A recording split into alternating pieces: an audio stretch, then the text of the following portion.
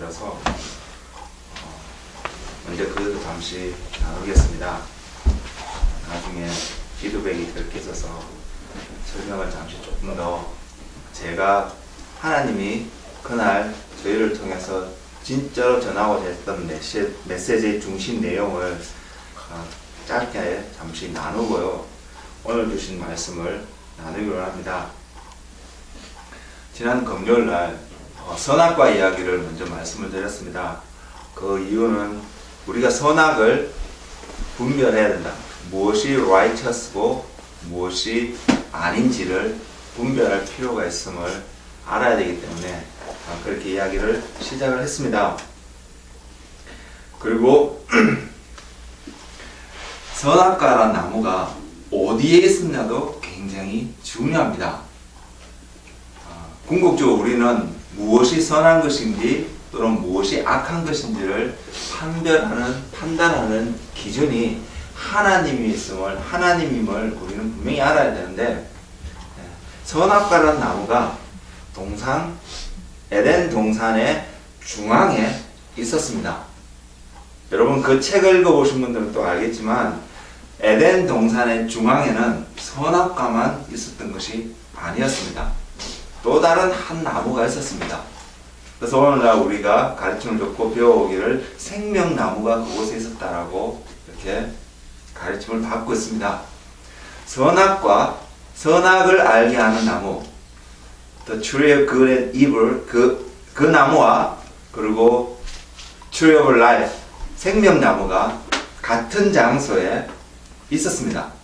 그런데 하나님은 아담에게, 우리에게 선악과를 따먹지 말라고 하였습니다. 선악을 따먹게 되면 너희는 정령 죽으리라고 말씀을 하셨는데 결과적으로 사람들은 그것을 따먹었습니다. 선악과가 존재하게 된 이유에 대해서는 예전에도 한번 설명을 드렸던 것 같고 또 기회에 대한 또 말씀을 드릴 수는 있겠지만 하나님이 동산 중앙에 2개의 나무를 두시면서 우리들에게 생명나무의 열매를 먹어야 되는데 선악을 알게 하는, 그러니까 우리의 삶 속에서 선악을 알지 못하는 것이 하나님의 뜻이었느냐? 그것은 분명히 아니었습니다. 그래서 그 나무의 이름이 선악과라는 것입니다. 그 열매 자체만으로는 우리에게 선악을 알게 할 수 있는 능력이 그 나무의 열매에 있었을 것입니다. 그런데 중요한 것은 그 나무의 열매를 따먹으면 선악을 알게 되는 것이 아니라 죽게 된다는 것이 하나님의 판결이었습니다. 왜 그 나무가 그곳에 있을까요?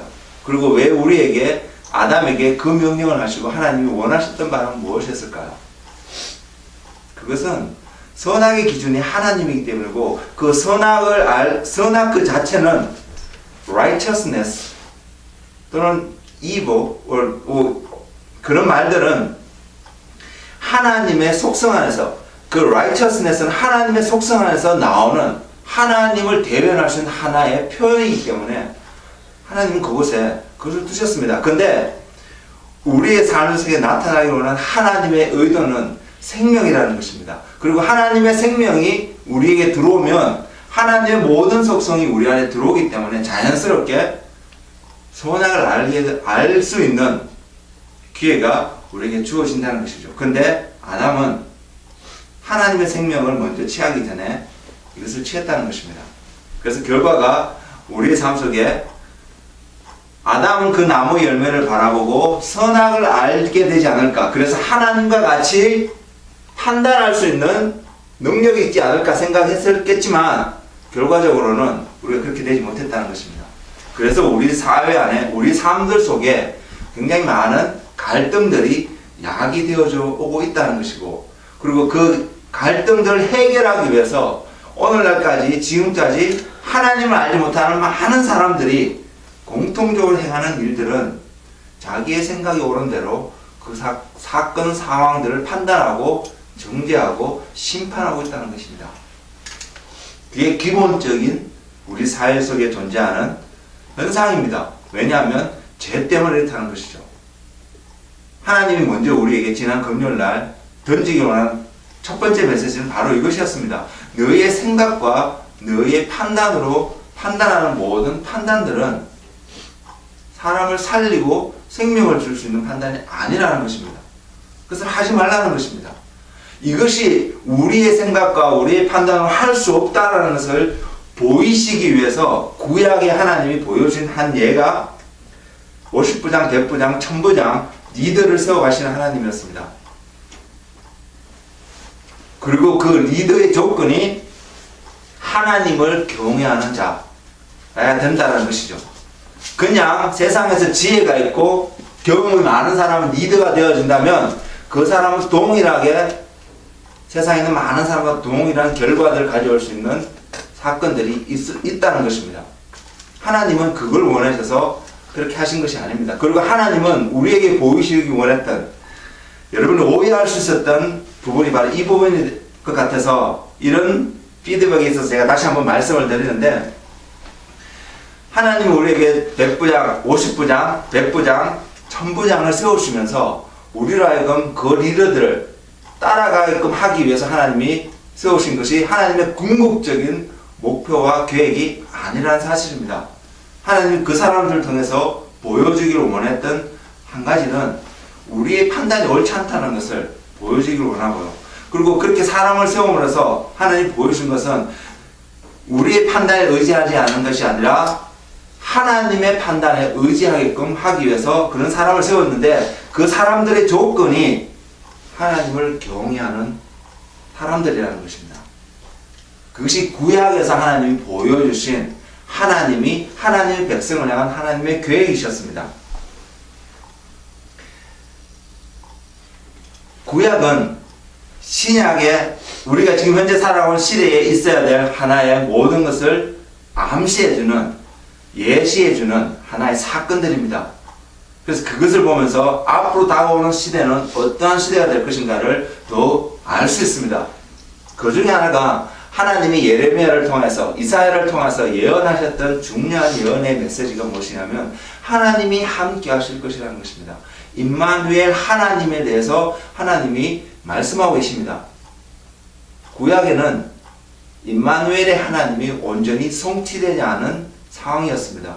그래서 우리에게 하나님의 그런 리더들을 세우셨고, 우리로 하여금 그렇게 그 리더들과 함께 하나님의 나라를 추구하게끔 그 예시를 보여주셨다면, 신약에는 또 다른 모습으로 하나님이 다가오셨습니다. 어떤 모습이냐? 임마누엘의 하나님입니다. 물론 이 시대에도 동일하게 하나님은 우리에게 리더를 세워주시지만, 이제는 궁극적으로 우리에게 보여주시는 하나님의 모습은 여러분의 삶을, 저의 삶을 직접적으로 이끌어가기를 원하시는 하나님의 모습입니다. 그래서 성령님이 땅에 오셨습니다. 제가 지난 금요일에는 이 부분을 전혀 이야기를 하지 않았습니다. 그래서 오늘 추가로 이 부분을 먼저 말씀을 드리는 것입니다. 하나님께서 이제는 제 삶 속에 여러분 사람들 속에 있기 때문에 그 하나님이 여러분을 온전히 이끌어 가실 것이고, 여러분을 분별하게 하실 것이고 심판하게 하실 것이라는 것입니다. 그래서 우리는 하나님을 모시고 있기 때문에 선악을 분별할 수 있는 은혜가 우리에게 주어졌습니다. 그럼에도 불구하고 그 하나님을 모시고 살아가는 우리와 하나님 없이 살아가는 우리의 모습에 차이가 종이 한 장과 같은 그런 차이밖에 나지 않기 때문에 우리가 우리 자신을 점검하고 바라보지 않으면, 확인하지 않으면 우리는 언연중에 하나님의 이름으로 심판하고 판단하고 정죄하는 자리에 갈 수 있음을 우리는 알아야 합니다. 그렇지만 우리에게 주신 하나님의 은혜는 우리가 하나님 안에서 그것을 행할 수 있고, 그것을 하나님 안에서 행할 때에 우리는 그것이 하나님으로부터 오는 판결임을, 하나님으로부터 오는 어떤 과정이고 결과임을 우리는 알 수 있습니다. 신약에서는 하나님이 우리의 리더가 되셨습니다. 그리고 그 하나님이 또한 우리 가운데 리더도 세우셨고, 그 리더들과 함께 하나님의 나라를 추구하게끔 구약시대보다 신약에 와서 더 하나님과의 친밀감 속에서 그 일을 행할 수 있게끔 우리에게 그 은혜를 주셨습니다. 왜냐하면 그 모든 일을 이렇게 하신 하나님은 궁극적으로 선하신 분이기 때문입니다. 하나님이 righteous한 분이시기 때문입니다. 그래서 우리가 하나님 안에 있을 때에, 저와 여러분이 하나님 안에서 그것을 행하실 때에 우리는 하나님의 righteousness가 우리의 삶들 속에서 온전히 나타날 수 있습니다. 지난 금요일에 중요한 포인트는 나의 생각과 나의 판단과 나의 경험을 의지하지 않는 그런 자가 되는 것입니다. 그리고 하나님의 판단과 하나님의 의를 따라가는 자가 되는 것이 포인트였습니다. 여러분 그것에 대해서 놓치지 않고 말씀을 볼 수 있기를 원합니다. 그럴 때에 저와 여러분이 하나님 안에서 올바른 삶을 살아갈 수 있습니다. 제가 종종 말씀드리지만 여러분의 리더가 하나님 안에서 바르게 살아가지 않는다는 명백한 증거가 보이신다면 얼마든지 여러분은 다른 곳으로 가셔야 합니다. 하나님으로 이끌어갈 수 있는 리더 안에 여러분 그 권위 아래 머물 수 있어야 합니다. 중요한 포인트는 여러분이 하나님을 따라가는 그 길 가운데 있어야 된다는 사실을 잊지 않으시기를 바랍니다. 그래서 하나님 안에서 하나님이 보여주시는 것 안에서 그 걸음의 여정을 한 걸음 한 걸음 온전히 걸어갈 수 있는 우리 모두가 되었으면 좋겠습니다.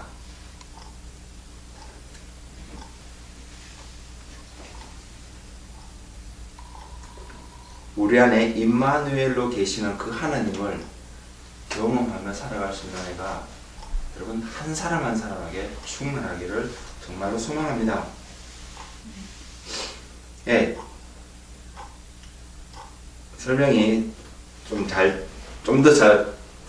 더 실감 있게 전달되었는지 모르겠지만 하나님을 따라가는 것이 중요하고 성령님과 함께하는 것이 중요하다는 사실을 잊지 않고 그 여정을 여러분이 이 땅에서의 삶의 여정을 온전히 감당할 수 있기를 정말로 원합니다.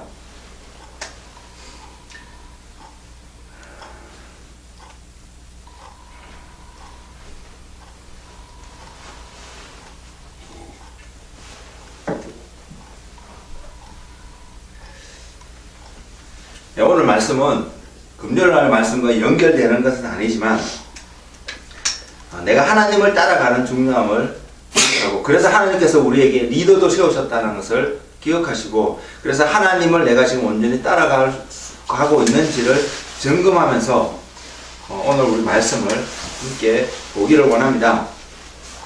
여러분 지난 몇 주간 말씀을 들으면서 무엇을 생각하고 계시는지 모르겠지만 제가 돌이켜보면 하나님께서 우리에게 한 가지 주제로 계속해서 말씀하고 계십니다. 그 말씀은 무엇이냐면 믿음입니다. 그리고 좀 더 표현을 다시 바꾸면 믿음의 삶입니다. 우리가 어떻게 이 땅에서 믿음을 가지고 그 삶을 살아갈 수 있는가에 대해서 하나님은 우리에게 계속해서 말씀하여 주고 계십니다.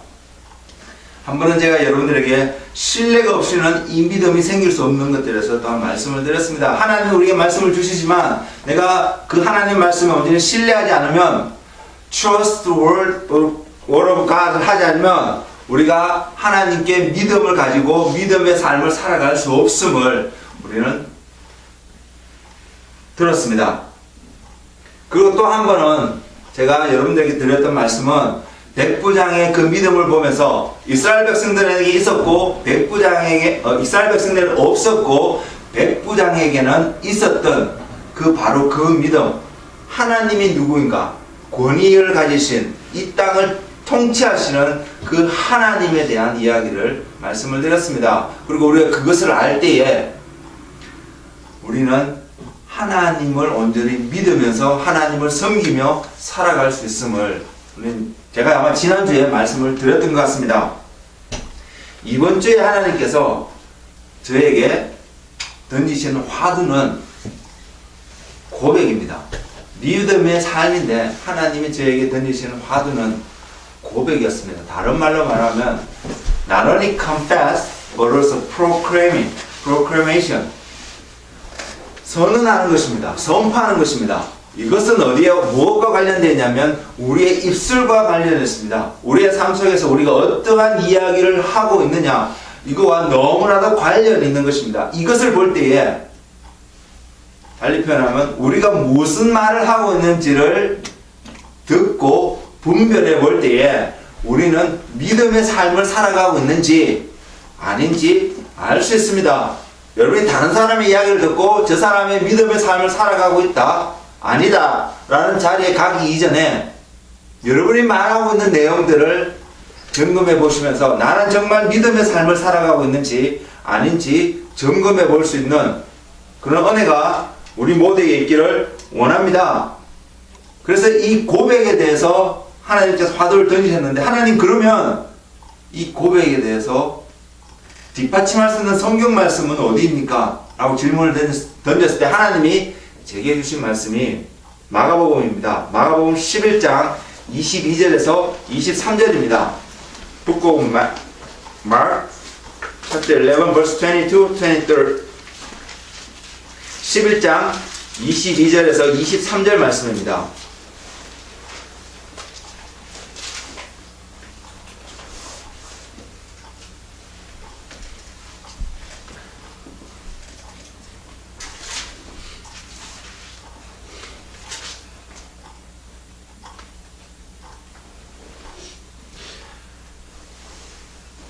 자, 이 장면은 예수님이 지나가시다가 시장하셔서 무화과 나무를 보고 그곳에 가서 열매를 먹고 시장길을 채우시러 가셨다가 무화과 나무에 열매가 없는 것을 보고 나무를 저주해 버렸습니다.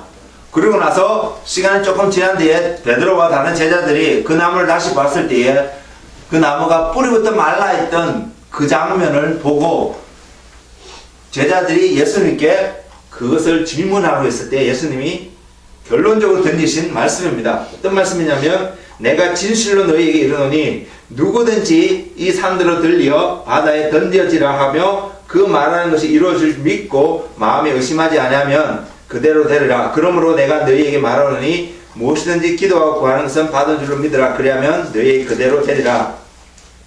24절까지 제가 22절은 이렇습니다. 예수께서 그들에게 대답하여 이르시되 하나님을 믿으라.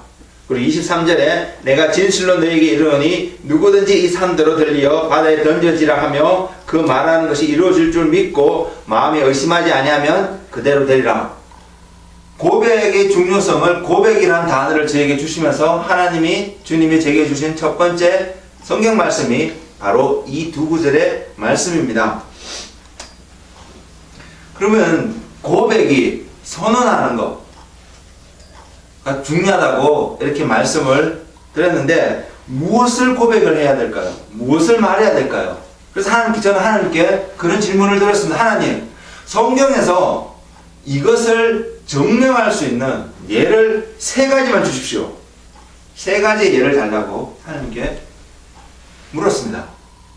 처음에 제가 이것을 들었을 때 제가 이걸 언제 들었냐면 토요일날 새벽에요. 5시 반쯤에 눈이 떠졌습니다. 그렇다고 정신이 말짱하게 깨진 건 아니고요. 피곤함 가운데서도 그냥 눈이 떠졌는데 그래서 잠을 깨기 위해서 이제 뒤척이며 뉴스도 보려고 폰도 들고 있고 이렇게 하다가 이런 감동이 있어서 말씀을 적었습니다. 펼쳤습니다. 전화기에 있는 성경책을 펼쳐서 보고 기록했습니다. 기록을 하면서 이제 고백이라는 것을 기록을 해놓고 넣었을 때 제 개인의 생각 속에 도대체 이것을 설명할 수 있는 하나님을 믿는다는 것은 분명히 말로 표현할 수 있고 그 삶 속에 우리가 나타내는까지는 이해하겠는데 이것을 설명하는 방법이 전혀 떠오르지 않았습니다. 그래서 주님께 던졌던 질문이 바로 이것이었습니다. 침대에 누워서 주님, 성경에서 예를 주십시오. 성경에서 이것을 발견하게 해주십시오. 그것도 3가지 예를 달라고 말씀을 드렸습니다. 그 3가지 예를 달라고 말씀을 드렸을 때 하나님이 3가지를 주셨습니다. 지금 생각하면 좀 더 많이 달라고 그럴 걸 그런 생각이 드는데 어쨌든 하나님이 3가지를 주셨습니다. 그리고 이 3가지를 통해서 고백, 우리의 입술의 삶이 무엇을 말하는지 중요함을 깨닫게 해주셨습니다. 그래서 오늘 여러분들이 그것을 나누며 우리의 삶이 정말로 하나님이 기뻐하시는 믿음의 삶에 가는 그러한 중요한 포인트에 기로에 서 있는, 그래서 갈 수 있는 은혜가 우리 가운데 있기를 원합니다. 결국 입술의 삶은, 우리의 입으로 하는 모든 말들은 결국 우리의 생각 속에서 인정하는 것들을 겉으로, 바깥으로 드러내는 하나의 표현입니다. 그래서 고백입니다. 그래서 무엇을 이야기하느냐가 참으로 중요합니다. 궁극적으로 하나님 안에서, 하나님 앞에서 믿음으로 살기를 원하는 사람들이 반드시 고백해야 될 중요한 고백이 무엇일까요? 그럼 무엇이라고 생각하세요? 여러분의 믿음을 삶으로 살기를 원한다면 하나님 앞에서 내가 무엇을 고백하는 것이 하나님이 가장 기뻐하시고 바른 고백이라고 생각이 되어지시나요? 쌤. That Jesus is our King. 네, 맞습니다. 하나님이 나의 주인입니다. 하나님이 나의 왕입니다. 라는 이 고백이 우리의 삶 속에서 드러날 때 우리는 분명히 믿음의 삶을 적어도 시작할 수 있고요. 그리고 시작을 했으면 지속적으로 갈 수 있게끔 만들어지는 중요한 고백이 바로 이 고백입니다.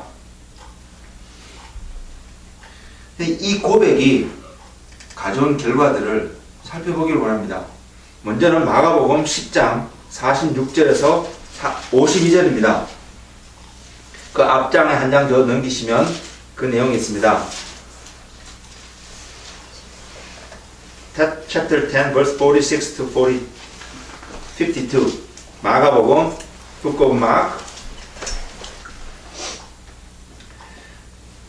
제가 한번 읽어드리겠습니다. 그들이 여리고에 이르렀더니 예수께서 제자들과 허다한 무리와 함께 여리고에서 나가실 때에 디메오의 아들 명인 그지 바디메오가 길가에 앉았다가 나사렛 예수시란 말을 듣고 소리질러 이르되 다윗의 자손 예수여 나를 불쌍히 여기소서 하거늘 많은 사람이 꾸짖어 잠잠하라 하되 그가 더욱 크게 소리질러 이르되 다윗의 자손이여 나를 불쌍히 여기소서 하는지라 예수께서 머물러서서 그를 부르라 하시니 그들이 그 맹인을 부르며 이르되 안심하고 일어나라 그가 너를 부르신 다음에 맹인이 겉옷을 내버리고 뛰어 일어나 예수께 나오거늘 예수께서 말씀하여 이르시되 내게 무엇을 하여 주기를 원하느냐 맹인이 이르되 선생님이여 보기를 원하나이다 예수께서 이르시되 가라 내 믿음이 너를 구원하였느니라 하시니 그가 곧 보게 되어 예수를 길에서 따르니라. 우리는 이 장면에 대해서 너무나도 잘 알고 있습니다. 그리고 나중에 가면 이 장면이 또 다른 모습으로 다른 성경책에서는 달리 표현하고 있는데 어쨌든 이 장면을 통해서 하나 알 수 있는 것은 군중들은 예수님을 소개하기를 나사렛 예수라고 소개하였습니다. 근데 거짓 바디메오는 그 이야기를 듣고 무엇이라고 외치냐고 했냐면 다윗의 자손 예수여 나를 불쌍히 여기소서 라고 말하고 있습니다. 다윗의 자손, 이 말에 우리는 중요한 포인트가 있습니다. 다윗의 자손은 무엇을 뜻합니까? 왕을 뜻합니다. 왕의 자손인 것을 뜻합니다. 이스라엘 백성들 안에 그때도 지금도 마찬가지지만 그 당시에도 그들이 기다리고 있던 메시아, 그들이 갈망하고 있던 한 시대가 있다면 다윗의 자손, 다윗과 같은 왕이 나타나서 그들을 다스리는 시대를 갈망하고 있었습니다. 그것이 그들이 기억했던, 그들이 보기를 원했던 메시아의 모습이었습니다. 그래서 아무나 다윗의 자손이 될 수 없는데 그래도 그 분위기상 예수 그리스도가 그런 사람이 될 수 있을까 생각할 수 있는 분위기가 있는 속에서 거짓 바디메오는 그렇게 외칩니다. 다윗의 자손이요. 그것은 다른 말로 예수님은 왕이십니다 라는 고백입니다. 그 고백을 합니다. 많은 사람들이 그 거짓을 꾸짖었습니다. 사람들이 많이 모여 있습니다. 웅성웅성할 것입니다. 조용하게 있는 상황이 아니었을 것입니다. 시끄러운 가운데 있었을 것입니다. 시장과 같은 쇼핑몰과 같은 그런 시끄러움이 그곳 가운데 분명히 있었을 것입니다. 그런데 성경은 말하기를 많은 사람이 그를 향하여 꾸짖어 잠잠하라고 말합니다. 왜 그랬을까요? 그들이 이야기하는 것과 바디메오가 이야기하는 내용이 너무나 달랐기 때문입니다. 하나님의 왕이심을 선포하고 있기 때문입니다. 그래서 그들은 꾸짖었을 것입니다.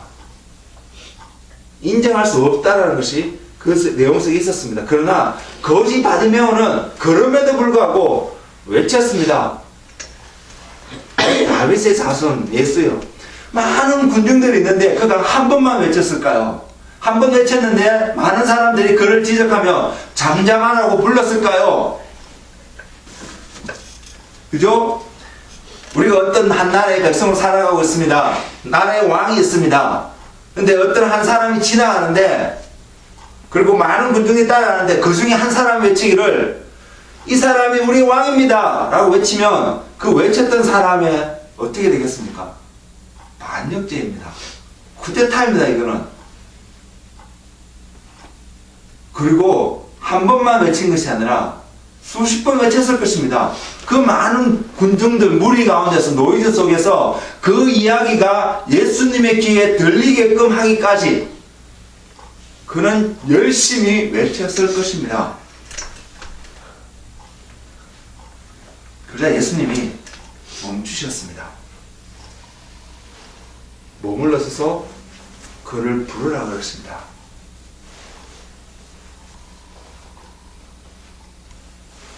그러자 그 맹인 거지 바디메오가 한 일이 굉장히 중요합니다. 겉옷을 던져버리고 예수님께로 나아갑니다. 이 겉옷은 이스라엘 백성들, 우리 다른 성경 말씀에 보면 이런 말씀이 있습니다.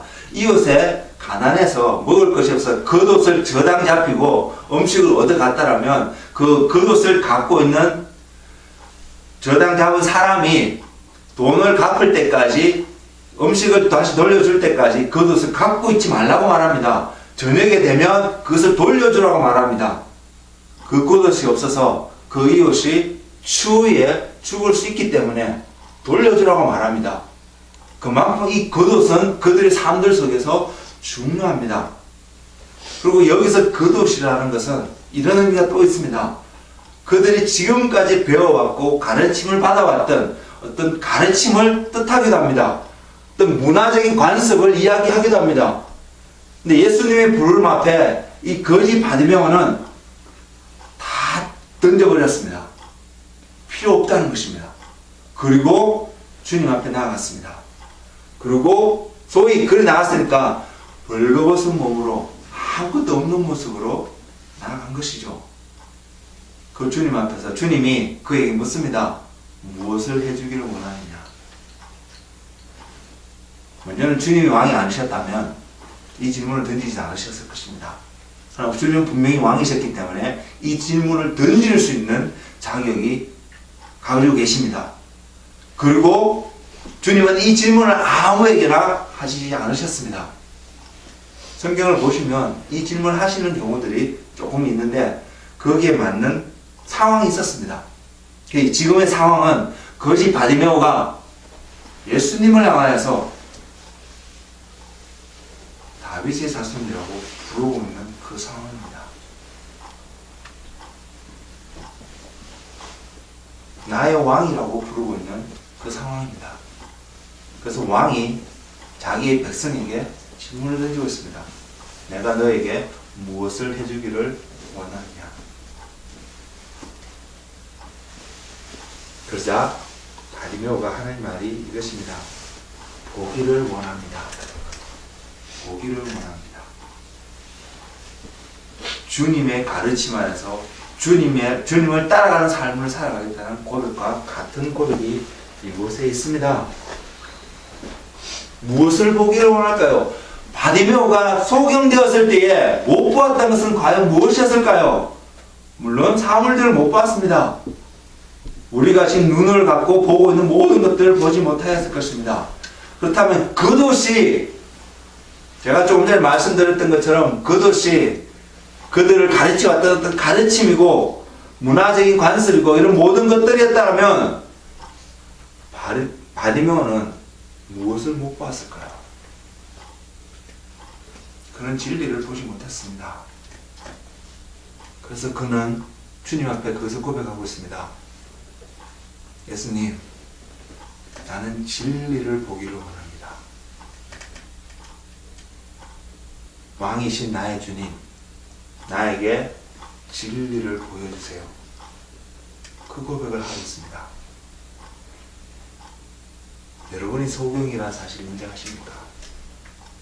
우리가 제약 가운데 빠져 있으면 소경이 될 수밖에 없다는 사실을 여러분 인정하실 수 있습니까? 소경이 된 우리가 판단 내리는 판단이 옳지 않음을 저는 말씀을 드렸습니다. 그래서 우리에게 필요한 것은 진리를 볼 수 있는, 무엇이 하나님께로부터 왔는지를 분별할 수 있는 눈이 필요하다는 것입니다. 바디메오는 예수님 앞에 와서 그것을 고백하였습니다. 그자 예수님께서 바디메오에게 이렇게 말씀하십니다. 내 믿음이, 중요한 표현이라고 생각합니다. 내 믿음이 너를 구원하였느니라. 바디메오가 얻게 된 구원이, 궁극적인 구원이 무엇일까요? 이 말씀은 요한복음 14장인가 16장인가 17장인가요? 거기에 나와 있는 진리가 너희를 자유케 하리라 하신 말씀과 동일한 말씀입니다. 결국 바디메오는 자기의 겉옷을 버리고 자기의 눈을 뜨게 하는, 바라봐야 될 바로 그 진리를 볼 수 있는 은혜를 구했고, 주님이 그것에 대해서 컨펌을 해주셨습니다. 그것을 보게 되었습니다. 예수님을 만났던 많은 사람들이 성경에 기록되어 있습니다. 예수님을 만나고 병 고침을 얻고 좋은 지혜를 얻고 많은 유익함을 얻고 돌아갔던 많은 사람들이 또한 성경에 기록되어 있습니다. 그런데 모든 사람이 다 지금 52절에 기록되어 있는 것과 동일한 기록을 갖고 있지는 않은데, 그 기록 중에 하나가 무엇이냐면요, 그가 곧 보게 되어 예수를 길에서 따르니라. 예수님을 통하여서 자기의 문제를 해결받은 수많은 사람들이 있었는데 그 수많은 사람들 모두가 예수님을 따르지 않았다는 것입니다. 근데 바디메오는 자기의 문제를 해결받았습니다. 해결받고 나서 그의 삶 속에 나타난 결과가 예수님을 그 자리에서 따랐다라고 마가는 우리에게 증거를 남겨주고 있습니다. 이게 믿음의 삶 아닐까요? 예수님을 따라가는 그 삶이 분명히 믿음의 삶입니다. 믿음 없이는 그 사람을 절대로 따라갈 수 없는데, 그분을 따라갈 수 없는데 바디메오는 따라갔습니다. 그 따라가게 된 출발점이 남들이 무엇이라고 해도 이 바디메오 안에서는 예수 그리스도가 왕이신 것을 알았고, 그것을 대중 앞에서 공개적으로 선포했고, 그것을 통해서 주님과 대면하게 되었고, 그래서 결과적으로 자기 눈을 가리고 있던 소경의 저주를 벗어버리고 진리를 보았다는 것입니다. 진리를 보고 그는 그 자리에서 주님을 따랐다는 것입니다.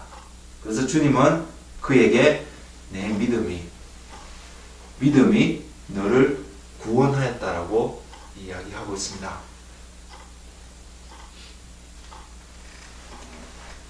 우리가 고백해야 될 것, 쌤이 이야기를 해주었지만 우리가 고백해야 될 것은 바로 그것입니다.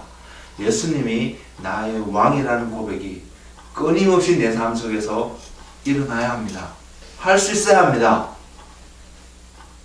마음에서 나오는 진정한 고백, 예수님이 정말 나의 삶이 나의 주인이시구나라는 고백, 이 고백이 온전히 있게 될 때에 우리는 주님을 따라가는 믿음의 삶을 살아갈 수 있습니다.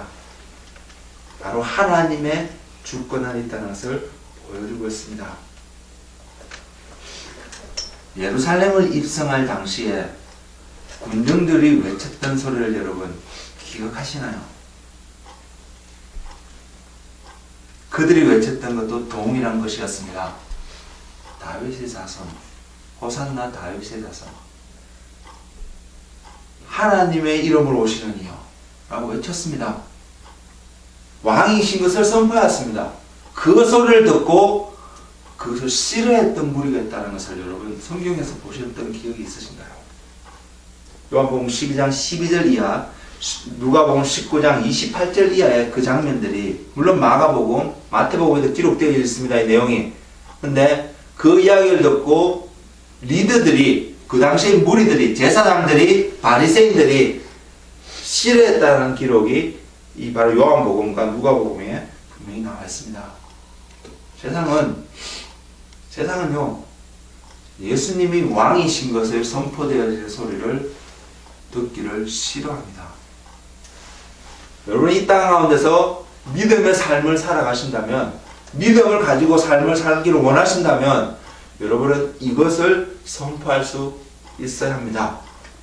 혼자 골방에 있을 때뿐만 아니라 대중 앞에서도 여러분에게 기회가 주어질 때마다 이것을 선포할 수 있을 때에 여러분은 믿음의 삶을 걸어갈 수 있습니다. 두 번째, 주님이 주신 예입니다. 요한복음 3장입니다.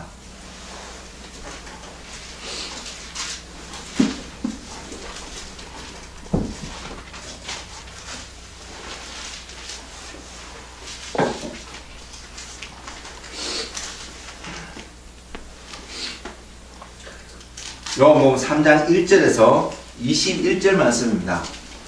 질문하겠습니다. 요한복음 3장 1절에서 21절 말씀 가운데서 여러분들 가장 중요한 핵심 주제가 무엇이라고 생각을 하십니까? What is most important thing that you could find from John chapter 1, John chapter 3, verse 1 to 21?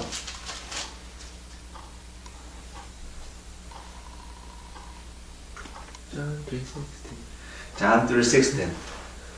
I know somebody gonna say this. I have a different thought today. 맞습니다. 3장 16절은 중요한 말씀입니다. 이것을 부인하고 싶은 마음은 전혀 없습니다. 그런데 주님은 이곳에서도 그 이상 못지않게 더 중요하게 던지시는 메시지가 있습니다. 요한복음 3장에서 주님이 우리에게 주시는 하나의 주시는 말씀은, 우리의 고백은 구원을 이루게 하는 그 고백이라는 것을 다시 한번 주님이 강조하고 계심을 볼 수 있습니다. 니고데모의 고백입니다. 니고데모가 어떤 고백을 할까요? 니고데모가 주님께 찾아와서 그런 고백을 하고 있습니다. 2절입니다. 그가 밤에 예수께 와서 이르되 랍비여, 우리가 당신은 하나님께로부터 오신 선생인 줄 아나이다. 하나님이 함께 하시지 아니하시면 당신 행하신 이 표적을 아무도 할 수 없음이니이다. 그가 이 고백을 합니다. 물론 그가 대낮에 많은 사람들이 보는 앞에서 주님 앞에 나와서 고백하는 고백은 아니었지만, 그는 밤늦게 주님이 계신 곳에 와서 주님을 만나자마자 하는 고백이 바로 이것입니다. 랍비여, 우리가 당신은 하나님께로부터 오신 선생인 줄 아나이다. 그것은 굉장히 중요한 고백입니다. 니고데모가 혼자 와서 이렇게 고백하지 않았습니다. 예수님, 저는 당신이 하나님께로부터 온 하나님의 사람이라고 고백합니다. 알고 있습니다. 라고 고백하지 않았습니다. 그는 무엇이라고 고백했냐면, 우리가 당신은 하나님께로부터 온 사람이라는 것을 안다라고 고백하였습니다. 누가 그 우리는 과연 누구였을까요? 맞습니다. 니고데모는 당시 지도자들 그룹에 있는 한 사람이었습니다. 그리고 우리가 성경을 통해서 너무나 잘 알다시피 예수를 직접적으로 죽인 인물은 바로 유대의 지도자였습니다. 그 지도자들이 자기들끼리 모여서 이 문제를 논의할 때에 내렸던 결론이 그것입니다. 예수님이 하나님께로부터 온 사람이라는 것을 인정하지 않을 수 없다는 것입니다. 이 기록들이 성경 곳곳에 나타나 있습니다. 군중들이 예수님을 막 따르는 것이 싫어서 어쨌든 예수를 핍박하고 죽이려고 했지만 예수님 때문에 드러났던 많은 표적들이 모든 사람 앞에서 증거가 되어지고 있고 그걸에서 많은 사람이 따르기 때문에 그들도 어쩔 수 없다는 것을 알고 있다는 장면들이 성경에 기록되어 있습니다. 안다는 것이죠. 그런데 니고데모는 바디메오 같지는 않았지만 그러나 니고데모는 그것을 알았기 때문에 부인할 수가 없었습니다. 그래서 예수님께 와서 물었습니다. 예수님, 니고데모가 예수님께 내가 구원에 대해서 물어봐야지 이 마음을 갖고 왔는지 성경은 분명히 우리에게 이야기해 주지 있지 않습니다. 그랬을 수도 있겠죠. 그래서 주님이 이야기를 꺼냈을 수도 있겠죠. 근데 제가 보게 됐던 것은 니고데모가 주님께 와서 예수님이 누구인가를 갖다가 명확하게 고백을 하였습니다. 그래서 예수님이 던지시는 질문이 말씀이 이것입니다. 진실로 진실로 내게 이르노니 사람이 거듭나지 아니하면 하나님의 나라를 볼 수 없느니라. 당신은 하나님께로부터 왔습니다. 라는 고백에 주님이 던지신 말은 너도 하나님을 볼 수 있다. 너도 하나님께 속한 사람이 될 수 있다라고 선언하고 계십니다. 니고데모가 그것을 생각 안 했을까요? 당시의 지도자들이 자기들은 하나님의 백성이라고 하나님께 속한 사람이라고 생각하지 않았을까요? 그럼에도 불구하고 예수님은 니고데모에게 그렇게 던집니다. 너도 하나님의 사람이 될 수 있다. 더 나아가서는요, 너도 나와 같은 사람이 될 수 있다는 것입니다. 예수님과 같이 될 수 있다는 것을 예수님은 니고데모에게 도전적으로 말씀을 던지고 계십니다. 그것을 이해하지 못했던 니고데모는 엉뚱한 질문을 다시 하게 되죠. 하지만 주님은 거기서부터 하나님의 나라, 거듭남의 비밀을 설명해 주기 시작합니다. 고백이 이 설명이 어디에서 출발되었을까요? 니고데모와 같이 하나님께 예수님께 와서 예수님이 누구인가를 고백하는 그 고백 속에서 니고데모에게 하나님의 놀라운 계획들을 보여주셨습니다. 그리고 내리시는 결론이 18절 이하입니다. 그를 믿는 자는 심판을 받지 아니한 것이요 믿지 아니한 자는 하나님의 독생자 이름을 믿지 아니함으로 벌써 심판을 받은 것이니라. 그 정죄는 이것이니 곧 빛이 세상에 왔으되 사람들이 자기 행위가 악함으로 빛보다 어둠을 더 사랑한 것이니라. 악을 행하는 자마다 빛을 미워하여 빛으로 오지 아니하나니 이는 그 행위가 드러날까 하며 진리를 따르는 자는 빛으로 오나니 이는 그 행위가 하나님 안에서 행한 것임을 나타내려 함이라 하시니라. 주님이 니고데모를 통해서 우리에게 던지는 궁극적인 메시지는 진리를 따르는 자가 되라는 것입니다. 요한복음 3장 16절은 굉장히 중요한 메시지입니다. 이 하나님의 계획이 없었다면 우리는 진리를 따를 수 있는 가능성이 제로였습니다. 근데 하나님께서 우리 모두에게, 모든 인류에게 하나님은 이런 사랑의 하나님이시기 때문에 너희 모두가 하나님께로 오기를 원한다고 이런 오픈 인비테이션을 주셨습니다. 그러나 중요한 것은 그 오픈 인비테이션 안에서 그 초대장을 가지고 하나님께 들어오는 자는 어떤 삶을 살아야 되냐면 진리를 따르는 그 삶을 살아야 되는 것을 이야기하고 있습니다. 하나님이 세상을 구원할 계획을 보여주고 계시지만 또한 하나님의 세상을 심판하시는 분이심을 동일하게 보여주고 있습니다. 니고데모가 고백했던, 예수님께 고백했던 그 고백, 당신은 하나님께로부터 왔습니다라는 그 고백, 예수님은 하나님의 사람입니다. 하나님을 나타내는 하나님의 메신저입니다 라는 그 고백이 예수님으로 하여금 니고데모에게 하나님의 큰 계획을 보여주게, 나타내게 하였습니다. 니고데모가 이것을 듣고 그냥 돌아갔을까요? 어떻게 생각하세요? 니고데모는 예수님의 제자가 되었을까요? 아니었을까요?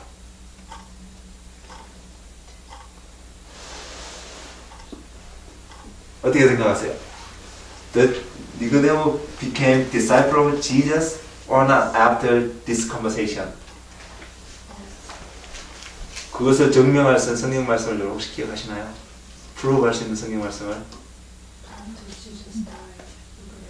맞습니다. 예수님이 죽고 나왔어요.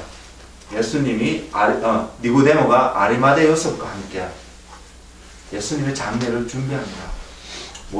충분한 몰약을 가져와서 아리마대 요셉과 함께 예수님의 시체를 가지고 장례를 치렀던 사람이 바로 니고데모였습니다. 그 행위는 더군다나 바로 그런 상황 속에서 예수님을 사형에 처했던 상황 속에서 대중 앞에 드러나는 바로 그 행위는 자기의 모든 것을 버리지 않고서는 할 수 없는 행위였습니다. 니고데모의 시작은 몰래 와서 주님을 만나는 것에서 시작했을지 모르지만 니고데모가 궁극적으로 보여주었던 그의 삶은 대중 앞에서 예수님을 높이는, 인정하는 그 삶을 보였습니다. 그 결과 그는 어떤 결과를 얻게 된지 성경은 이야기하고 있지 않아서 알 수는 없습니다. 그러나 당시의 분위기로 봤을 때에 쉽지 않았던 삶을 살았을 수도 있다는 생각을 해볼 수도 있습니다. 예수님을 인정하는 그것으로 말미암았어요. 그러나 예수님을 고백하고 예수님을 만나고 예수님과 함께 했던 니고데모와 같은 사람, 바디메오와 같은 사람은 주님을 따라가는 길을 걸었습니다. 이것이 믿음의 삶입니다. 세 번째로 주님께서 보여주셨던 하나의 삶은 마태복음 16장에 있습니다.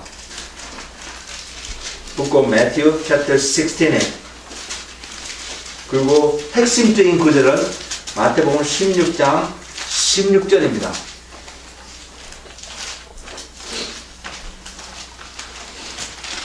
15절에 예수님께서 제자들에게 이렇게 묻고 있습니다. 너희는 나를 누구라 하느냐? 이 지금 던지는 질문이, 그리고 예수님을 찾아와서 예수님 앞에서 고백하고 있는 사람들의 하고 있는 고백이 같은 질문에 같은 대답인 것을 우리는 볼 수 있어야 합니다. 예수님 먼저 제자들에게 사람들이 나를 누구라 하느냐? 더러는 엘리야다. 더러는 선지자다. 더러는 세례 요한, 목 베어 죽었던 세례 요한이 다시 돌아왔다. 뭐 이런저런 이야기를 하고 있습니다. 라고 이야기하고 있을 때 예수님이 제자들에게 묻습니다. 그러면 너는 나를 누구라 하느냐? 너희는 나를 누구라 하느냐? 그자 시몬 베드로가 이런 대답을 합니다. 주는 그리스도시요 살아계신 하나님의 아들이십니다. 예수님이 누구인가를 정확하게 고백합니다. 물론 이 고백이 시몬의 지혜와 능력으로 고백하지 않았음을 주님이 컨펌해 주시긴 하지만 베드로는 이 고백을 합니다. 그리고 이 고백 뒤에 베드로는 또 죄를 범하는, 예수님을 부인하는, 3번이나 부인하는 그런 사건에 휘말리기도 했습니다. 근데 궁극적으로 베드로의 고백이 가져졌던 결과는 주님을 따랐다는 것입니다. 베드로는 전설에 하면 이런 표현이 있습니다.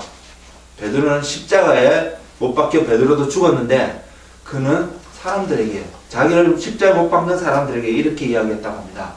예수님이 십자가에 바로 박혀 죽었는데 나는 그럴 자격도 없는 사람이다. 그게 나를 거꾸로 못 박아 죽여라고 그렇게 얘기했다고 합니다. 그래서 그는 십자가에 거꾸로 못 박혀 죽은 사람이라고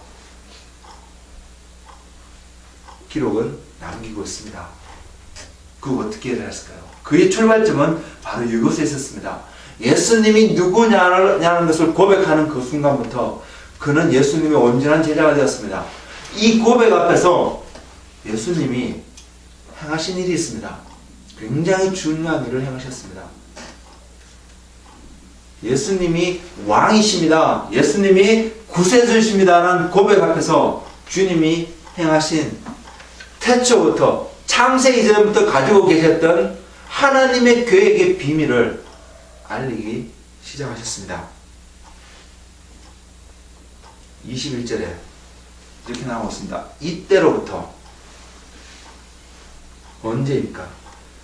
예수님과 베드로 제자들과의 대화의 시간 이때 어느 때 베드로가 예수님 앞에 주는 그리스도시요 살아계신 하나님의 아들이십니다라고 고백하는 이때로부터 예수 그리스도께서 자기가 예루살렘에 올라가 장로들과 대제사장들과 서기관들에게 많은 고난을 받고 죽임을 당하고 제3일에 살아나야 할 것을 제자들에게 비로소 나타내시니 주님이 지금까지 많은 시간 제자들과 함께 보내면서 많은 것들을 보여주셨습니다. 제자들에게 권능도 주시고 나가서 전도하면서 귀신을 제어하고 병자를 고치고 놀란 하나님 나라의 권능을 맛보게끔 해주시고 놀라운 것들을 경험하게 해주셨습니다. 근데 그때까지만 해도 주님의 궁극적인 목적을 말씀해 주지 않았다는 것입니다. 주님한테 가장 소중한 비밀을 알려주지 않았다는 것입니다. 근데 주님에 있는 가장 귀중한 비밀을 알리기 시작하는 시점이 예수 그리스도가 누구냐라고 고백하는 그 사람에게 시작이 된다는 것입니다.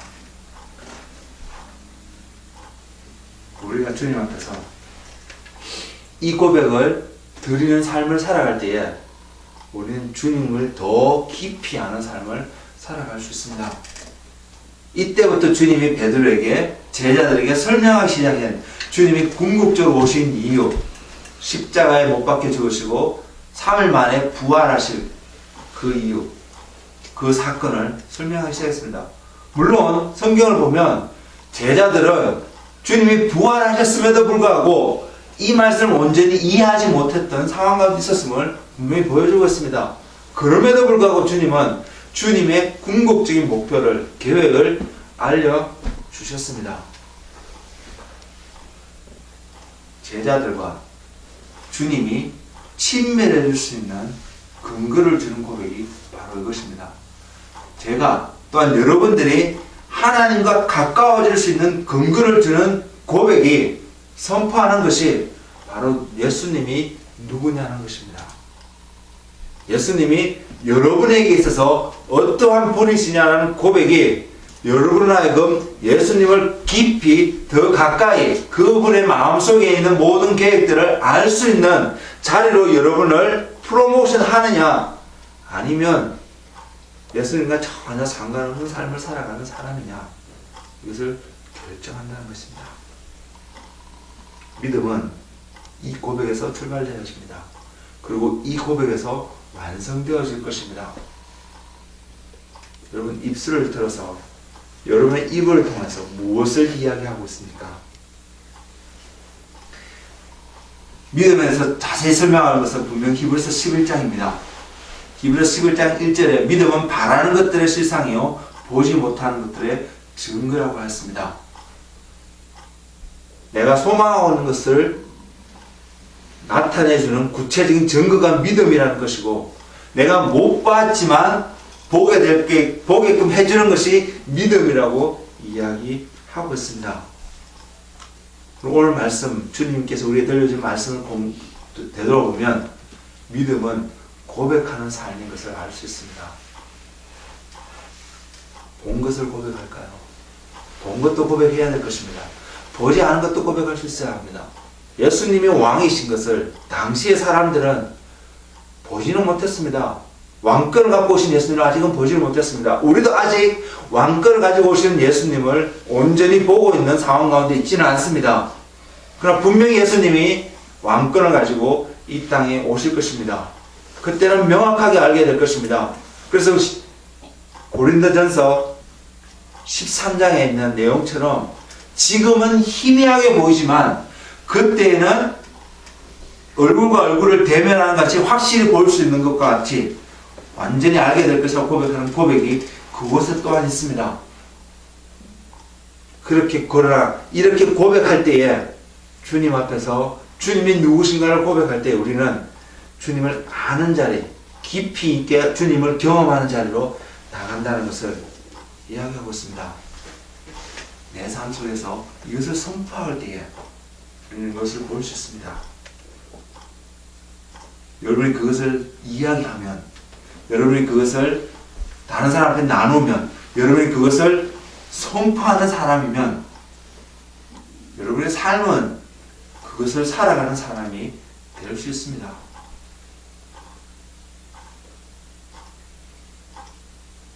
그렇게 살아가는 사람은 궁극적으로 보는 사람입니다. 다가올 일들이 무엇인지를 볼 수 있는 사람입니다. 내가 보지 못하기 때문에 이야기할 수 없다라고 말할 수 있는 이유가 없습니다.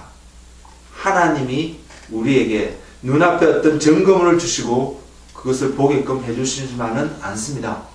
하나님 먼저 우리에게 보게 하시고 선포하게 하십니다.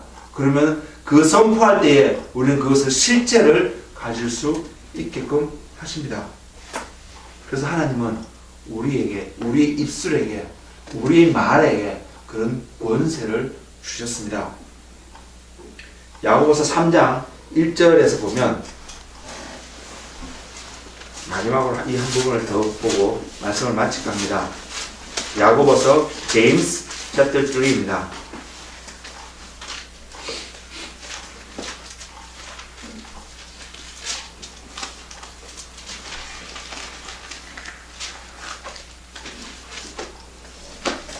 한번 읽어드리겠습니다. 내 형제들아 너희는 선생된 우리가 더 큰 심판을 받을 줄 알고 선생이 많이 되지 말라. 우리가 다 실수가 많으니 만일 말에 실수가 없는 자라면 곧 온전한 사람이라 능히 온몸 또 굴레 씌우느니라. 우리가 말들의 입에 재갈 물리는 것은 우리에게 순종하게 하려고 그 온몸을 제어하는 것이라. 또 배를 보라. 그렇게 크고 광풍에 밀려가는 것들을 지극히 작은 키로서 사공의 뜻대로 운행하느니 이와 같이 혀도 작은 지체로 돼 큰 것을 자랑하도다. 보라 얼마나 작은 불이 얼마나 많은 나무를 태우는가.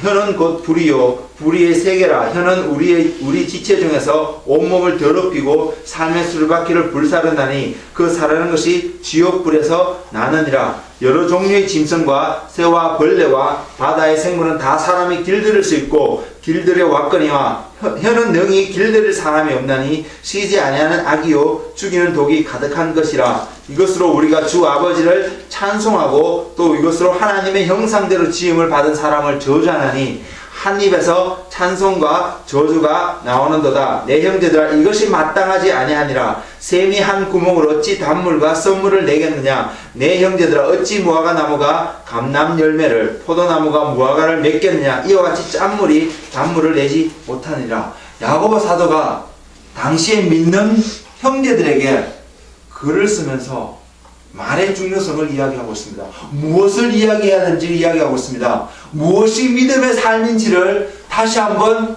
설명하고 있습니다.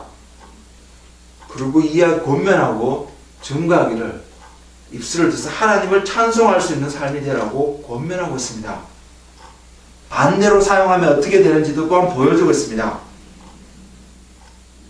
여러분은 여러분이 주신 여러분에게 있는 자유함을 가지고 우리에 있는 지체를 이 입이라는 지체를 가지고 무엇을 하기를 원하십니까? 믿음의 삶을 살아가기를 원하신다면 우리는 해야 될 일이 있습니다. 그리고 여러분이 정말 믿음의 길을 걸어가기를 원하신다면 주님이 누구신가를 고백하는 일을 게을리하지 않는 여러분이 되기를 소망합니다. 소경 바디메오, 니고데모, 베드로에게 나타난 하나의 공통점이 있다면 그들은 주님의 제자가 되었습니다. 그리고 그들이 주님의 제자가 되는 출발점이 예수님이 누구인가를 고백하는 데서 시작이 되었습니다. 그리고 그들은 지속적으로 이 고백을 하나님 앞에서 주님 앞에서 하면서 그 삶을 살았을 것입니다. 우리는 베드로의 삶을 통해서 실수하고 있는 모습을 종종 봅니다. 그러나 베드로는 그곳에서 멈추지 않았습니다. 지속적으로 나갔습니다. 어떻게 나갔을까요? 예수님이 누구인가를 고백하면서 또 나아갔을 것입니다. 가룟 유다는 그걸 하지 못해서 죄를 지었지만 돌이키지 못하고 스스로 죽음의 파멸의 길로 갔지만, 베드로도 예수님 앞에 죄를 지었습니다.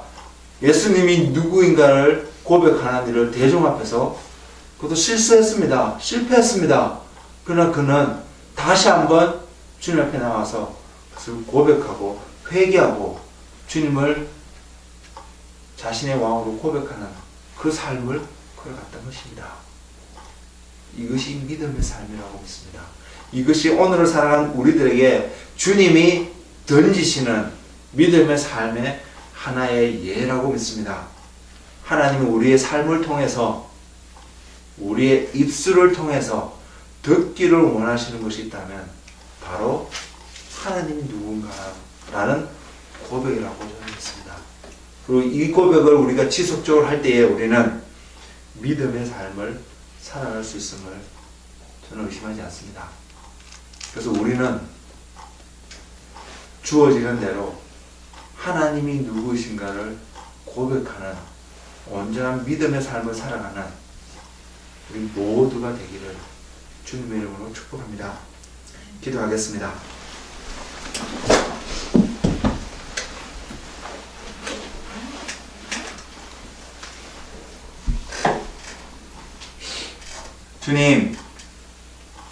주님 감사합니다. 오늘 아침에 우리에게 믿음의 삶이 무엇인지를 보여주시면서 우리가 무엇을 이야기하고 무엇을 선포해야 되는지를 보여주셨습니다. 그리고 주님이 누구인가를 온전히 선포하고 나아갈 때에 우리의 삶 속에 무엇이 이루어질 것인지를 주님이 또한 보여주셨습니다.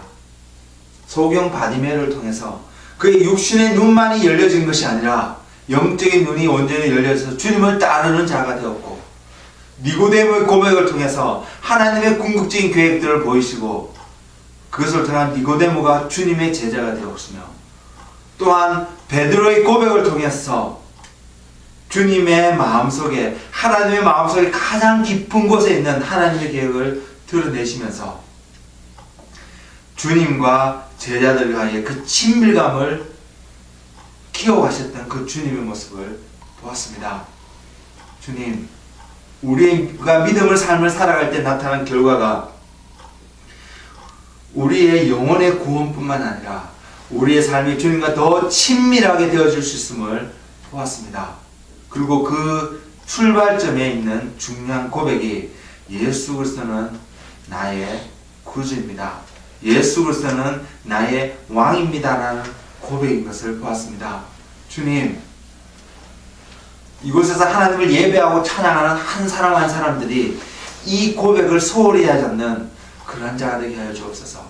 예수님이 누구이신가를 온전히 고백하며 살아갈 때에 각자의 삶들 속에서 하나님의 나라가 임하시고 하나님의 은혜가 그곳 가운데 임하시고 하나님의 구원이 그곳 가운데 이루어져서 주님 앞에서 온전한 사람이 될 수 있도록 주님 주장하여 주시고 인도하여 주옵소서.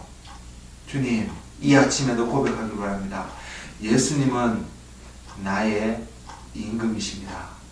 예수님은 나의 구주이십니다. 예수님은 나의 왕이십니다.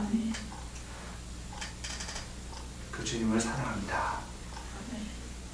예수님 이름으로 기도하였습니다.